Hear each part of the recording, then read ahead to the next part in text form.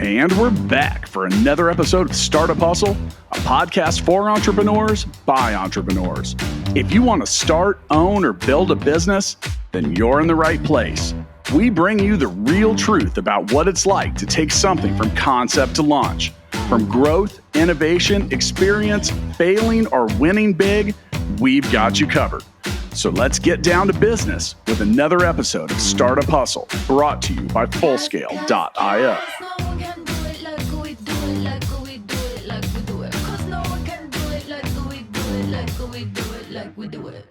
And we're back. Another episode of Startup Hustle. Matt DeCourcy here for yet another exciting installment of stuff I like to talk about. And what is that today? Well, we're going to talk about absolute marketing. What does that mean? Well, hang out and find out. So today's episode of Startup Hustle is brought to you by Fullscale.io. We help you build a software team quickly and affordably. And I almost messed up the sponsor read from the company that I own. So anyway, with me today, I have Elizabeth Pampalone. Did I say that right, Elizabeth? Yeah, you did actually. Okay. I should have asked that before I actually went to read it. Now, she is the founder of Absolute Marketing, and you can find out more information about her at elizabethpampalone.com. And if you have a hard time spelling that, just scroll down to the show notes and click the link. It's so much easier. Welcome to Startup Hustle, Elizabeth. Thanks for having me. So, marketing's a hot topic. It's something I like talking about. I spend a lot of time thinking about it and dealing with it. Now, as far as you go, you're an international speaker. You've been successful as an entrepreneur, expert marketing experience over 20 years, and marketing has changed so much and continues to change so much. It is something that requires constant innovation and reevaluation and change. Before we get into all of that, why don't you give us a little bit of background about you and what brought you up to our present point in the timeline?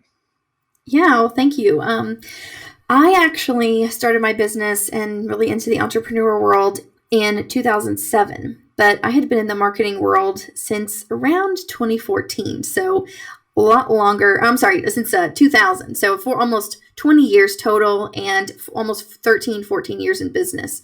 So I've been doing a lot of this for a long time. I've been building websites since 2000, doing marketing since 2000, and I have definitely seen it change. I mean, I started back when I was doing websites in Notepad and hand coding everything in HTML and CSS, and it was a lot different than now when you can just get a builder and build a website in pretty much a day.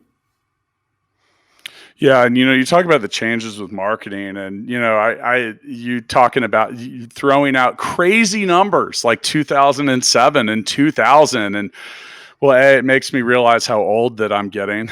But with that, I mean, I tell people a lot, marketing back in the early 2000s on the internet was like the Wild West. Now, for me personally, back in that time frame, that's when people were still like, you know what, we got to really put together a great newspaper campaign. And now, like, what's a newspaper? So, as we get into the backstory as stuff, like, how have you seen marketing change over the last 10 to 20 years how has that forced you to change your approach?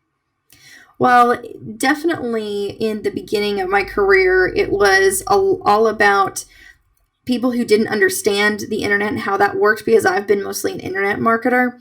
And most people would come to me and say, oh my gosh, you're young, you're a kid, fix this, figure this out, show me how it works. And then I would, subsequently either figure it out or I already knew how to do it and I would help them. And then what I've seen over the last, I would say 10 years, is that people have become more knowledgeable about those things and younger people have come into the business space. But then we find this problem where there's all this, well, I know how to do it. I could do it myself, but I'm so busy. I'll just pay you. And so like this attitude of like, I could have done it myself, but obviously you're here and you kind of do this for a living. So I guess I'll just hire you. And I think that's actually been detrimental because there's so many people that know a little bit about a lot of things, but they don't know enough about it to be really, really effective and successful at it. And that's why I feel like a lot of the marketers that I work with, we kind of get frustrated sometimes. It's like, if people just understood what really is here and what you can really do with marketing. But then there's, again, all these little DIYers that just know a little bit about a lot of things, and they end up falling flat, and then they don't understand why those things don't work. And then they come to us crying like, oh, what's happening with my marketing? Why is it not working? And then we have to kind of do re-education. So I think there's been good things with that. Marketing has become a little bit easier. You can get on more platforms and do it freely and not have to pay so much money, like you said, with the newspaper campaigns. But at the same time, it's been a little bit too much information out there, and people are taking little bits and pieces without really diving into each piece and saying, what do I need to know about this for my business? Not necessarily what you're just marketing is marketing, whatever. It's social media, end of story.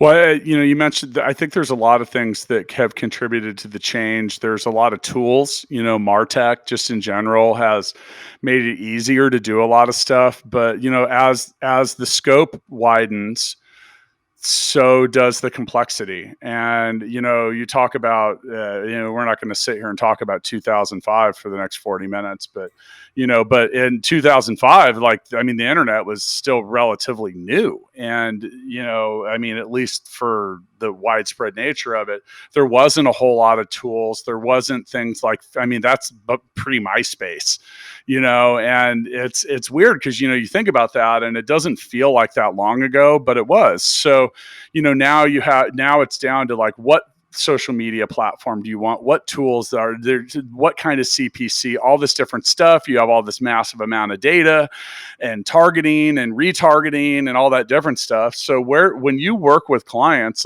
what's your first advice about where they start and how they figure out what's right for them? Well, I'm probably going to be tarred and feathered for saying this in a marketing capacity, but I say throw out all the guru stuff. Because if you're not a guru, it's a lot harder to do. Exactly. It's easy for Gary Vee to get on his anything and get a huge response because he's built that huge following. But what about the person that has 27 followers on Instagram? Exactly. And that's what I start with. And a lot of the people who come to me have tried to follow those guru plans and packages and coaching things, and they never can get the traction, or they never can get past certain points because, like you said, they have those 27 followers. Now what am I supposed to do with those people? I only have 27. How do I get to 2,700 or 2.7 million? How do I get to those kind of numbers? And so what I try to do with people is really look at marketing as a whole. A lot of people now think that marketing is social media and social media is marketing, and they just leave it at that. And they say they don't need a website, and they say they don't need a brand, and they say they don't need all these things. And email is dead, and blogging and newsletters are done. And it's not true. And I feel like a lot of the people will discount so many of those pieces I just mentioned and then just ignore them completely and then wonder why things aren't working for them or not going smoothly or even growing, like things are just staying stagnant. So what I look at is I look at a company and say, do you have these 5 elements?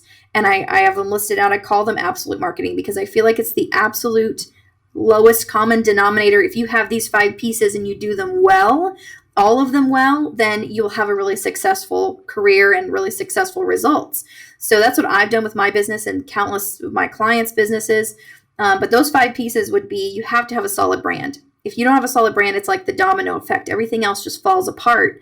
And if you have that solid brand, great website where everyone can be referred back to for all of that information, that's evergreen, that's going to stay the same, where they actually buy your product or your service. And then you have a good social media following, or at least a consistent social media presence. And a lot of people don't have that either. They have these intermittent social media presences because they're on too many platforms. So we narrow down which platforms you're supposed to be on. And then we look at blogging and how that can help with your SEO. And then we look at email marketing and how you can use those things to really amplify what you've done on your website and share out, like, let's say I'm on this podcast today. I'm going to share this to my email list because those people have said to me, Elizabeth, we care enough about what you're saying. We understand what you're saying and we want more of it. And so those people are going to listen to what I say. They're going to follow me more. They're going to share what I say with other people. And so my email list to me is like a gold mine. So if you have those 5 pieces, brand, website, social media, blogging, and email marketing, and you're using all of them together in harmony and everything is cohesive and consistent, then there's no reason why you shouldn't be successful with marketing. I'm down with those five things for sure. Now, one of the things with the brand, and I think that let's talk about some of the things that with all of these five that people mess up pretty quickly. And I can go through that pretty quickly. So a lot of people okay, so if you see the G from Google, like, it's Google, right? Okay, but the thing is if your brand is just like a symbol and you're in that early stage, no one knows what the hell that is. So make do yourself a favor and put your name or what you do. And like, I mean, it might be as simple, like, I don't know, give me any kind of business. Let's take an example. Just throw something at me. Well, I actually had that happen. There was a company that we had heard, was having trouble with their branding, and they were like Ascension or something, like, one of those words where it's like, oh, look at that word, it's so great. And the company actually, they did decluttering of homes. And so when they rebranded, it was like they rebranded the Ascend declutter to a company. cleaner home. Something like that. Yeah. They like, rebranded themselves as the declutter right. company. It was just the declutter company. Yeah, sure. That was it. Like, it was Yep. perfect. And people got it, and they just attached themselves to it because they understood it, not Ascension, Well, and that's the thing is, like, in that, if it just said Ascension, or like, what does that even mean? And, Yeah. just simple branding guidelines would say that anybody should know what you do within a few seconds. Now, as far as the website stuff, look, if you're listening and you think for any reason that your business doesn't need a website, you're wrong. Like, if I look at a business and they don't have a website, like, if they're just redirecting me to like a Facebook page or something, I mean, that's not even the JV team people. That's like the people that got cut from the freshman B team. Like, that's not, yeah. It's not hard to make a website. My whole point about that is, if you go on Facebook and you see an ad, where does that ad take you? It doesn't take you to another Facebook page. It takes you to a website where you can buy the darn product. Yeah. Right? Yeah. So yeah, websites are super and so wrapping that in, when you get to that website, you should be able to look at it and within 3 seconds know exactly what that company does. You got problems there. Social medias can be remarkably simple, and for some people, they make it remarkably complex. But if you're not willing to do it on a regular and consistent basis, then don't. Like you mentioned, like, don't have like 9. Oh, here's the thing: I'm not a big Twitter guy.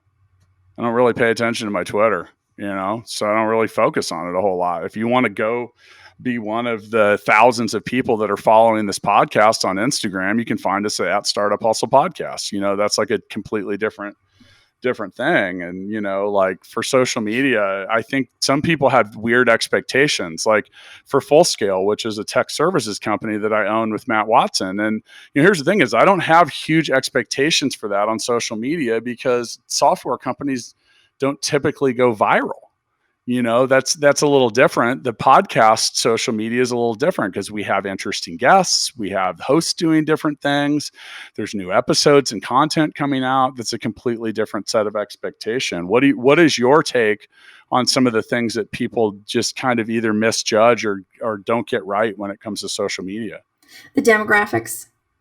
The demographics are huge, because if you look at Facebook and you say, well, my demographic that I'm targeting is a millennial woman who is really into fashion, Facebook's not going to be your place. It's going to be Instagram for sure, and probably Pinterest, depending on what you're selling. So you really have to look at, and you can go online, you can Google social media demographics 2020, social media demographics 2021, as it comes through, and you can say, what are the demographics for this social media platform for this year or this time frame? And they will tell you, this is the majority of people who are on Facebook. This is what the half-life of a post on Facebook is. This is, the types of content that does well on Facebook. You'll be able to find that information out on Google just randomly searching, and you'll get a lot of different answers. But if you look at them 3 or 4 places and you say, okay, here's the average of what I'm seeing a lot of people who are a little bit older. Facebook is skewing older. It's skewing more male or female than male. Twitter is generally young men under 35. And a lot of the people don't even post on Twitter. Like, they'll read, but they won't post.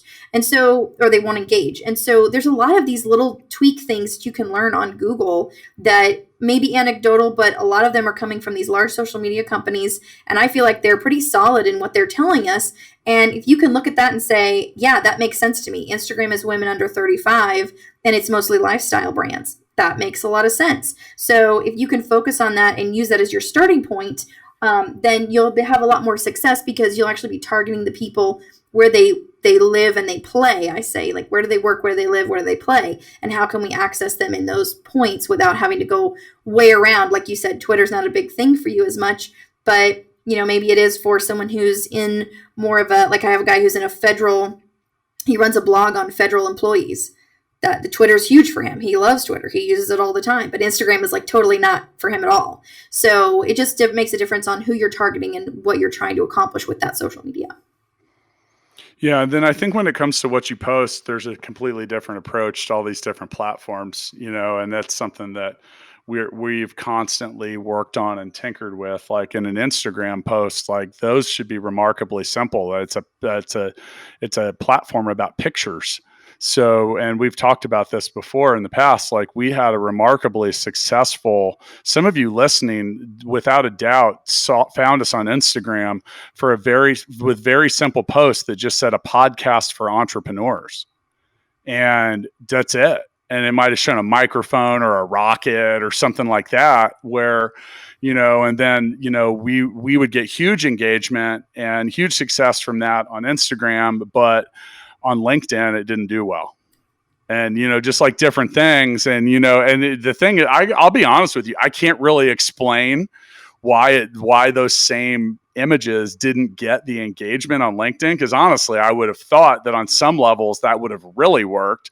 So, some of that is just that I say there's only three words you need to know to figure out marketing: test, test, test, and just kind of like, put some things out there and see what's up and keep your finger on the pulse of their results. And, that's a difficult thing because, you talk about demographics, and someone had been on the show recently, and I thought this was remarkably clever. So and this isn't necessarily social media, but this was about cost per click ads, and they were finding tremendous success on Bing.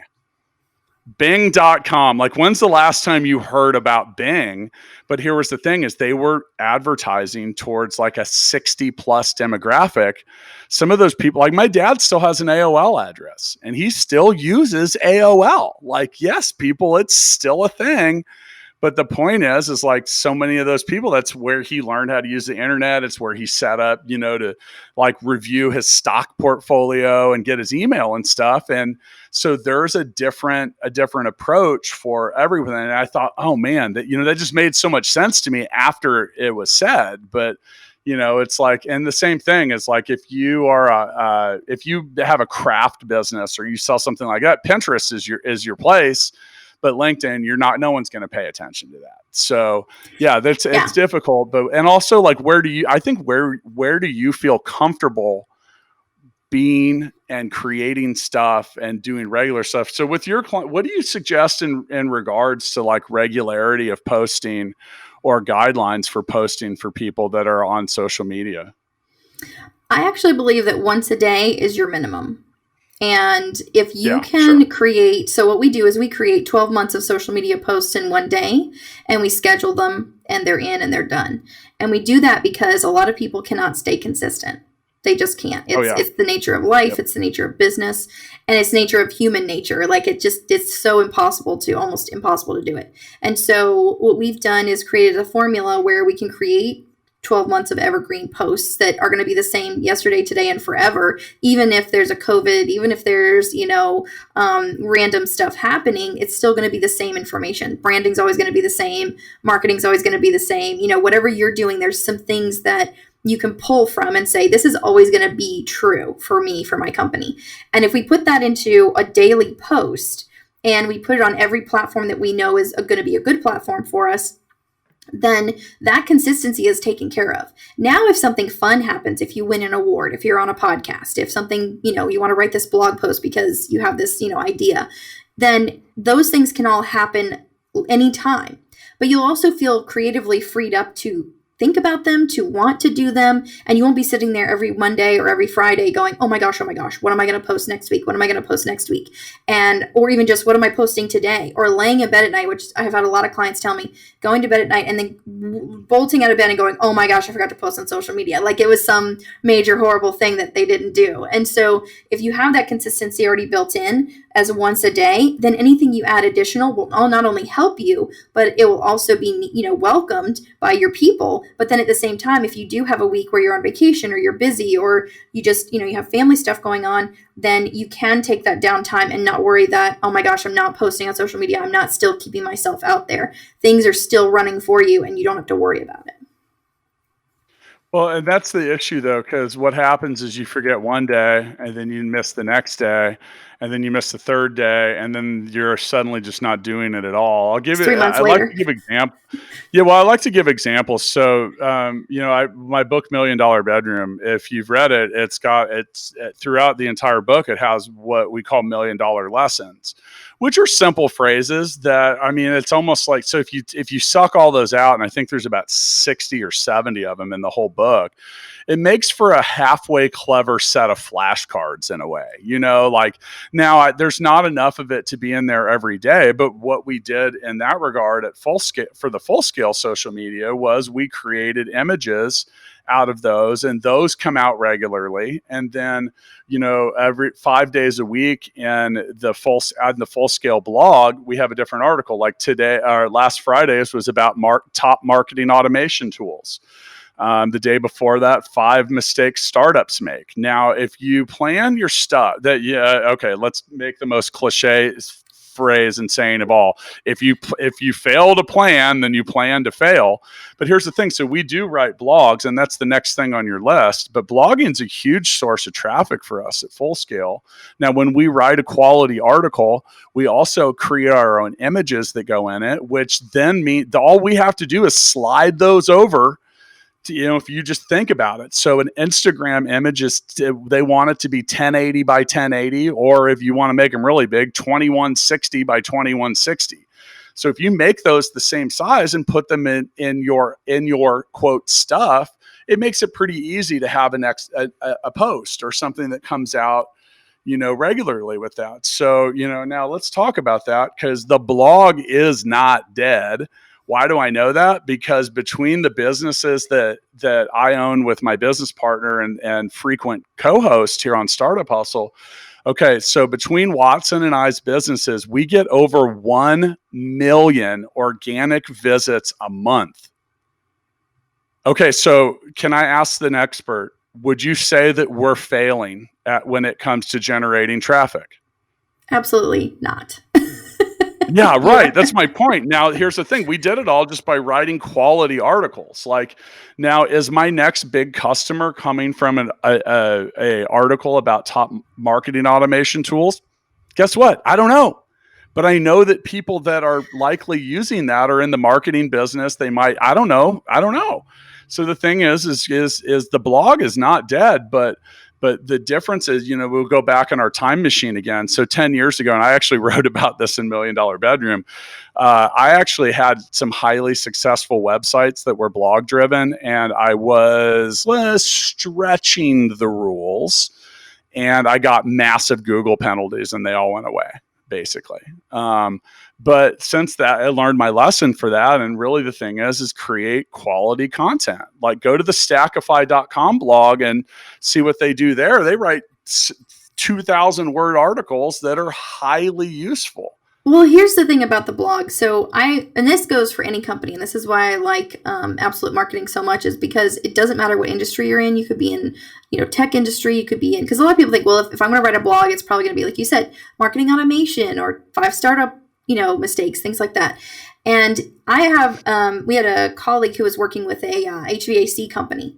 So totally like a trade company, you wouldn't think that they would need a blog, but they used a blog. So they created a blog post called How Do I Cool My Second Floor? And I found that really interesting because every business has a question that they get 10 times a week, 10 times a day. And if you sat down and you notated every single question that you get that's the same and the thing you're telling people over and over, that's a great blog post, because it means a lot of people need to be educated on that. And a lot of people are probably searching that exact question. Google is not necessarily a search engine anymore. It's a question engine. And so if we utilize that and we focus on it and we say, okay, how do I cool my second floor? Here are 5 bullet points. Have you tried checking your filter? Have you tried checking your drain line? Have you tried da-da-da-da? They listed a bunch of things you could do yourself. And then they said at the bottom, if you need somebody, if you still need help and it's not working, call us.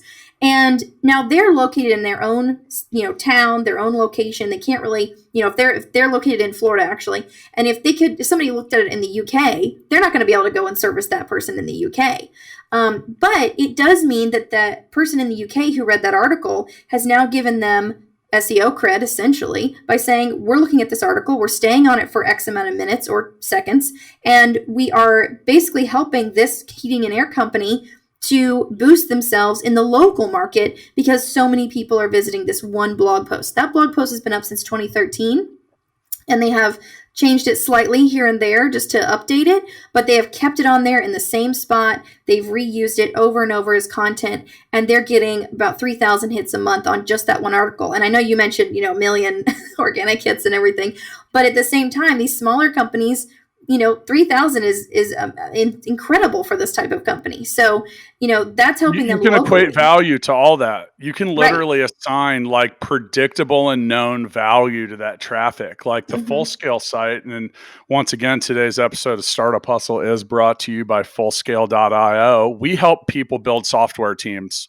That's like what we do, right? And so any of the stuff that could, so our most popular article every month, and you probably won't even know what this is comparing the difference between Django and Laravel. Those are web platforms.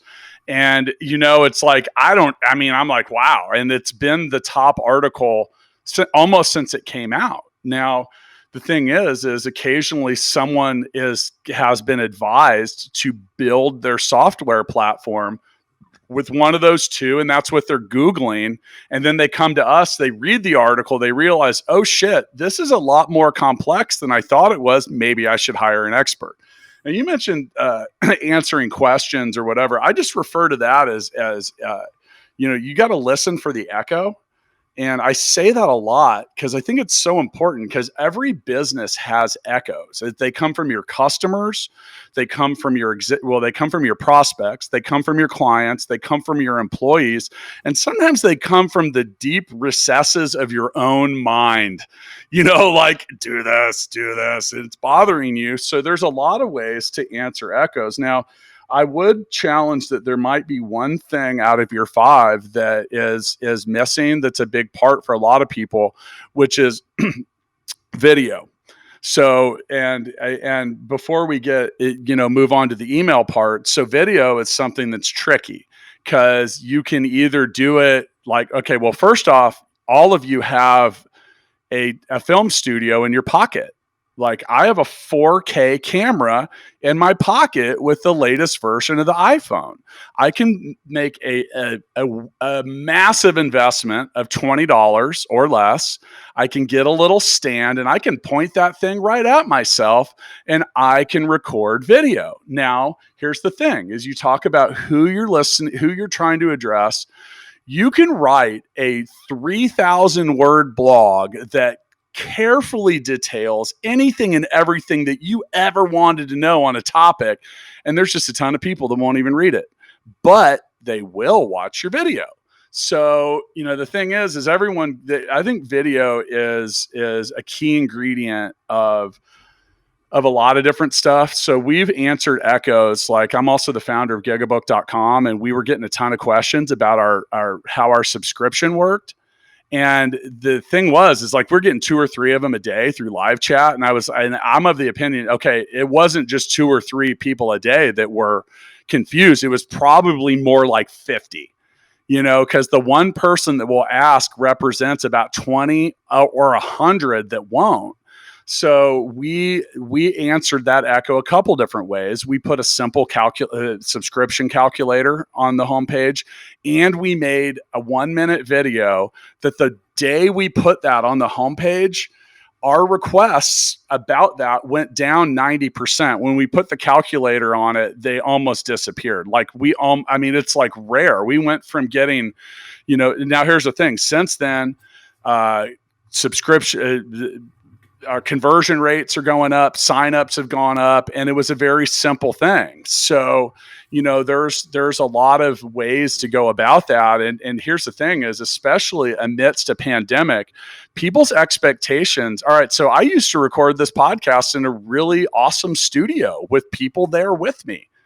and I'm in the extra bedroom of my home, and so the thing is but people get that now and they understand it. You can actually get away with probably the shittiest quality video you ever thought you could now than you ever could. So take a shot at it. The great part about recording that kind of stuff is if it doesn't come out the way you like it, guess what? Delete it. Don't publish it. Do it again, but take a shot at it. So are you considering a sixth pillar to absolute marketing? There are 3 other pillars that I do not have in the Absolute Marketing 5-pillar system, because the 5-pillar system we actually do as one day each. So it's a week of marketing. Sure. And we create a year's worth of content. So there are 3 other pillars. Video is one of them, podcasting is one of them, and memberships is the third one. So there are 3 that did kind of get left out, but I also feel that sometimes it's not for every single business. I mean, I think video is probably on the borderline of being for every business, but sometimes the people that run the businesses, they may not be comfortable on video. They may not be the best at video, and it's not, not everybody's, great at it, but it can be done easily and inexpensively, like you're saying. So I think podcasting is also a little bit more open, because if you don't have to get dressed up for podcasting. You don't have to have, your makeup on and stuff like that for podcasting. It's like, it's radio basically. So maybe if you're going to do the video, some people do. We try to present the realist approach. So I'm wearing shorts and a t-shirt and a ball cap right now, but I would probably wear the same if we always joke, I say I have a face made for radio. So I'm not too worried about that yet. And if you're a lawyer, it does, that would make a difference. Or if you're, a different type of profession, sometimes it makes a difference, because I believe you should, dress for the success you want and things like that. And it can affect you if you're not great on video, or if you stumble across your words, or if you're just a very shy type of person, but you might feel more comfortable doing a podcast. So I feel like there's those 3 pillars that they don't get left out, but I don't keep them in the main 5 that every business should have. So, as far as podcasts, I think too many people think just about like, oh, well, do I want to start my own? Well, look at you. You're a guest on ours. So it was several years ago, and I was in New York. I was in Times Square, and I went to go visit. I'll just leave that person anonymous. But I sat down with this guy, and I was getting advice, and he said, Matt, what's easier, asking those on top to pull you up or trying to climb the mountain alone? And I was like, oh my God, dude, like that. I left that meeting and I just felt changed, because it made so much more sense. So, I mean, here's the thing. It's like we were talking before we hit record. I mean, we're coming up on our 400th episode. This might be it. I'm not sure. And so with that, we've built a following, and thank you so much for those of you listening. And, by the way, while we're at it, Tori and Chambers Hunter, I got your message, and we are planning a series for early stage founders. We're going to get back into some of that, because sometimes we talk to too many people that know what they're doing. We need to get a better perspective on those that are in the early stages of stuff. But, when it comes to a podcast and an audience, if you can manage this is just as effective for many people. So a lot of our guests that have been on it, they told me, I see them later or talk to them later, and they tell me, they say, you know what, we embedded that on our website. We sent it out to our mailing list. And I said, well, tell me why. Cause I'm like a little kid. I'm always like, why? Cause I think that's important. But they said, you know what, when I went back and listened to it, I realized you did an effective job of getting me to efficiently and accurately explain my own business. And I say, well, were you having a hard time with that? Yeah, kind of. My mom didn't really know what I did until she listened to my episode. That's awesome. There's a lot of stuff. There's a lot. It's true though. And these are like sophisticated business people in some regards. But, the thing is you can get your voice out there. You can get your comments out there, and there's a lot of stuff, but there's one thing that I can guarantee you. You are almost likely never going to be on this podcast if you don't ask, so there's that's the whole thing. It's like, I get probably three contact forms a day filled out at fullscale.io. wanting to be on the show, and that we encourage that. Like, who are you? What do you have to say? Bring it up. So if you don't ask, you're not going to find it. And then I believe that I came across your path. There are sites like matchmaker.fm. Mm-hmm. And Matchmaker's great because it exists for podcast hosts to want to find guests. Now, for us, that was a godsend because we're in Kansas City, and we wanted to really branch out. We have a national audience, so we felt like we should have nationally scheduled guests. And in that site, I mean, there's literally like hundreds of interesting people that are in there that you can look at the profiles, so you can see like who fits this, and that, and then makes it even easier to invite. So, but once again, if you weren't on that site or you weren't filling out a contact form or something like that, unless we, at this point, why would we want to invite you when we have all these awesome and interesting people like making it easy for us? So remember, people take the path of least resistance, but if you don't ask, you're probably not going to get. That's true. And I've been on about 100 in the last year, and not all of them were published, because a lot of people will start a podcast and then it'll fizzle out for them, and then they won't publish on their Those podcast. Aren't the right ones to be on. Right. Those aren't the right ones to be on. Sometimes you don't know that until it's too late. But yeah, I've been on over 100, and I've found that, it's definitely been great for me because I am, like you said, I'm able to share what I do. And each time I share it, I get better at it. And this used to be something I did in in-person networking, which obviously is totally stopped right now. And so, there's a lot of business networking things you can go to online and Zoom calls and things like that. But I find that a podcast can give you that platform so that you can make mistakes. You can stumble over your words. You can say things and later think, dang it, I shouldn't have said that. I should have said something else. But it makes you better as a business owner, as a person. And it just is a big, also like personal growth and development piece as well. So talking to you and talking to the other hosts that I've spoken with, it just also makes you aware of other things in the world. You're talking about your business while we're chatting, and, I'm learning about new things and about what you guys are doing. So I find that podcasting is one of the best formats. And sometimes it feels almost like you're in a bubble. Like we're in a bubble right now. We're talking to each other.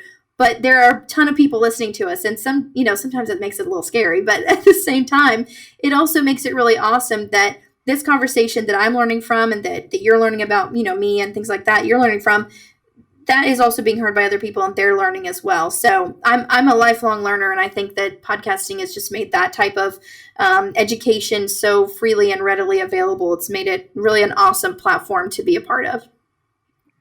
Yeah, I agree. And one of the things too is, if you get on the right shows, I mean, don't be afraid to shout that out. This is, I mean, we at the point of our ascension, we'll bring that term back around. There you go. I mean, we've been in the top 20 for all entrepreneurship podcasts on Apple. And okay, look, here's the thing. Like the people that are in the 15 people in front of you at that point, like, you're like, damn, you're like, okay, like Gary V is like number 2, but you're still in. That's like, I mean, I am not sure that it's realistic that I think we're going to overtake that. But the thing is if when you're there, don't be afraid to trumpet that a little bit, like on your own site. I mean, you talk about you've been in the Jacksonville Business Journal, Life Boss, Entrepreneurial Truth. There's a lot of different things, but look, so when you talk about brand building and what you're doing, look, it's all just street cred. It's street cred. And it's, I've written 3 books, and people ask, they're like, because I published 2 books at 4 months apart, and people are like, well, why'd you write 2 books? I literally said, because lots of people wrote one. And it's just about, but the thing is you have to start stacking these things up. And, while you can create, and I love the whole concept of creating a 12-month roadmap in 5 days, because set it and forget it if you can. And the thing is these things have to do. well, true, but there are and there aren't, because if you're not doing this stuff, like the thing is like, if you really want your business or you or whatever to get in front of the people that you want and to be able to get the deals that you really, really want, like, look, the people with the most credibility often get those contracts. And why? Well, because when companies get bigger and they have more and more people to answer to, if they give a deal to an unknown anything and it craters, then they have to go explain why they passed up all the people with credibility on the way to giving someone else that shot. So look, your credibility and all of that is it's a third party point of view. So it's kind of like we mentioned at the beginning, like the business that doesn't have a website, really? Like, how serious are you about your business that you literally decided to forego that part of representing yourself? Like, you're never going to get a big deal from anyone, from any client, anything, if you don't have a website. And building credibility is free. If it looks terrible too, then that's another problem. Go ahead. But building credibility is free. Going on podcasts, totally. Most of them are free. And like you said, if you don't ask, you don't get. I actually have been a volunteer with SCORE, which it used to be called the Service Corps of Retired Executives. And they have volunteers that come and teach classes in marketing, finance, law, all kinds of business-related topics. And I volunteered for them. I think this has been my 10th or 11th year volunteering for them. And I teach about 5 to 6 classes a year. I don't get paid for it. It's totally volunteer. But I absolutely love it. And so many clients have come from that. And not directly like, oh, I saw you at a class and now I'm buying from you. It was, they saw me at the class. They heard about me on a podcast. They saw something on social media. They got an email from me. And then they went to my website to check me out.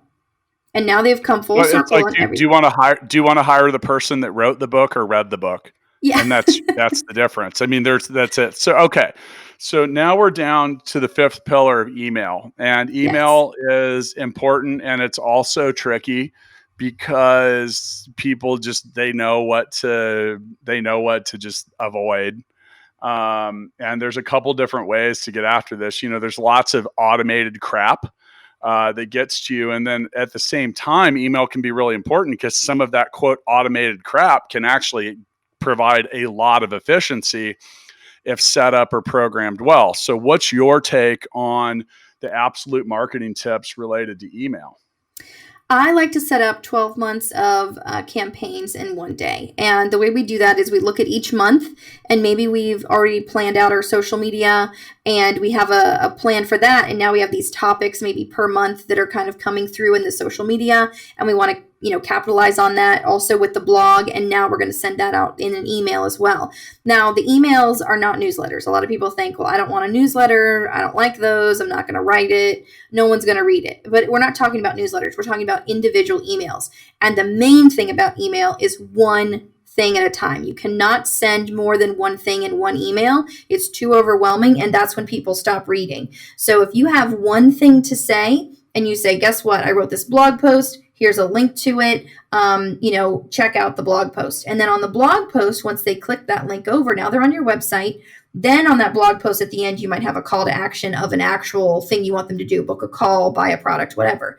So if the email can get them to take one action, then the secondary action can be taken later on. So you don't need to have in your email 10 different buttons that say, buy tickets and do this and do that. That's when people see it as a newsletter and they just ignore it completely. So that is a huge thing, is saying one thing at a time, making sure your subject line is interesting. So many of them are not.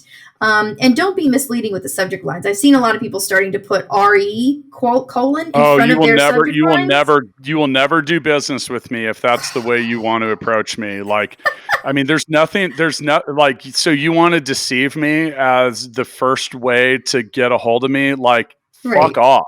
Like, 'cause that's what I'm thinking. Yeah. And I'm sorry for the language, but I'm like, so I've actually made multiple social media posts about that on different platforms. Now, before I'd like to weigh on the email thing, because I have a couple of things that I'd like to say with that. And we are approaching the end of our time together.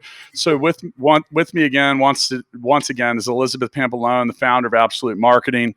You can find out a whole lot about her by clicking the link in the show notes.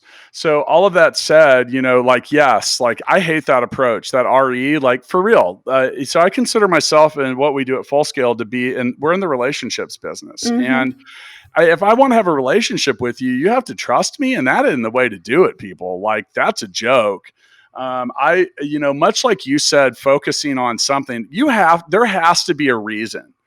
If you're going to pick up the phone and call someone, you need a reason. Like if you pick up the phone and call me and you're like, yeah, I just wanted to see how everything was going, just see how you were doing. Really? Like, really? That's your reason for calling me? Like, now there's a built-in reason anytime you have already talked to a client or prospect, if you want to follow up and say, hey, I know I gave you a lot of information. I just wanted to see if I needed to clarify anything. That would be a reason for calling. But emails need to be the same way. Because like you mentioned, like a newsletter or any of that, like, I mean, I don't really care about that. And think about how you're going to look in the inbox, what you're going to get after. Like you need to be specific, or you're getting trashed. And another thing too is just like people want to just blast out like a bunch of spammy garbage. Like, hey, Google's smarter than you. They are. All those things are. They want to filter out spam and do a lot of stuff. So there are some guidelines that, like, just look them up. I don't have time to get into them. Like, there are things that Gmail and other things that they look for that will put you in the spam box. Like if you're sending out bulk emails and they don't have an unsubscribe link, you're going to the spam folder. They look for certain things too, like a footer that shows that you have an actual physical address or phone number or something that holds you accountable for the 10,000 people you just emailed with one click of a button. So, some of that, I recommend checking that out and doing some light research with around that. So now with that, we are approaching our end of our time together. We do the Founders Freestyle to end our episodes. And with that, I will pass the mic to you and give you a short duration to sum up anything that you would like to from today's episode, or give the hustlers out there any tips or info. So here you go.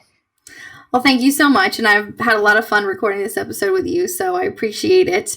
And I think what I would love to say is that, we're talking about this stuff from a place of success. We're talking about this stuff from a place of having been there, done that, and still doing it, right? And I feel like that a lot of people look at this and say, oh, well, I couldn't do that, or that may not work for me, etc. But really, we started at the bottom. We started from scratch and we figured it out along the way. And so, when we tell you things and we talk about stuff to you, the audience, we are telling you from a place of trial and error. So take it to heart and pull in the pieces and start your own trial and error, because you're going to go through that regardless. And even though, sometimes it's going to get really tough as an entrepreneur and you're going to feel like this isn't working and why am I doing this? Remember that all of this is temporary. The good times are temporary, so you need to be prepared for, whatever comes next. But the bad times are also temporary, and good times are coming too. So just make sure that you keep your perseverance going and you don't let up, because that's really what makes success work, is hard work. And that you listen to, now I won't say the gurus, but people who've been there and done that in an honest way and who are presenting this information honestly back to you. So just keep going. And if you have any questions, feel free to reach out to me on my website, and also the guys at Full Scale, because I know they're awesome. And also, if you would like anything from me, you can actually get on my email list, and I have a 5 weeks of accountability email that I send out to help you get started with your own absolute marketing. I got to say, I really do like the approach of like getting a year's worth of stuff out of the way in 5 days. Like, I mean, that makes sense for a lot of people. And the thing is like, what on top of that, I'm going to encourage anybody, if you're not doing that, we talked about branding, websites, social media, blogging, email, video, stuff like that. Get good at one, just like knock them off, get good at one and then get good at another, and always think about tying the two together. Cause if you already have fire, it's easier to set other fires than it is to just try to get. So if you water down your efforts and you're trying to, now look, you can take 5 days. If you're going to plan it, automate it, schedule it, good for you. That's good. And then supplement, focus on one of those, knock it down. knock it down, knock it down, knock it down. And I've even worked with people on their own brands. Like, well, we've talked about Urban Necessities before, and JC Lopez, like of course we were able to get a whole lot of people over to his YouTube channel. He had 400,000 Instagram subscribers. So like I said, once you have some fire, it's a lot easier to set another one. Speaking of which, I'm going to go get to work on scheduling some of my own social media. So I will see you down the road, Elizabeth. Thanks for your time today. Thanks so much.